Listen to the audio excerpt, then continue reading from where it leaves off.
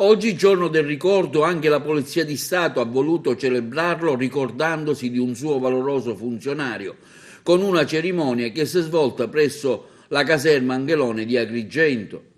Per l'occasione è stata scoperta una targa ricordo accanto a un albero d'ulivo piantumato. Palatucci si era speso come valoroso funzionario di polizia. Era originario della provincia di Avellino, fu questore reggente di Fiume e salvò migliaia di ebrei italiani e stranieri, sfidando con coraggio le leggi razziali fino a perdere la vita l'11 febbraio nel 1945 nel campo di concentramento di Dachau a soli 36 anni. Nel 1955 gli fu conferita la medaglia d'oro alla memoria dall'Unione delle Comunità Ebraiche d'Italia, riconosciuto come giusto tra le nazioni. Nel 1995 ha inoltre ricevuto la medaglia d'oro al merito civile alla memoria del Presidente della Repubblica Italiana.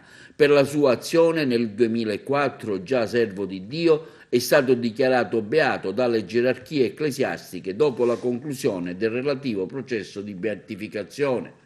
Alla cerimonia oggi erano presenti anche il prefetto di Agrigento Maria Rita Cocciufa, il questore Maria Rosa Eraci e numerosi funzionari della polizia. È proprio per non dimenticare che la vita, il coraggio e l'altruismo di Palatucci devono funzionare da monito ai giovani per consolidare la cultura del rifiuto dell'intolleranza e dell'odio razziale.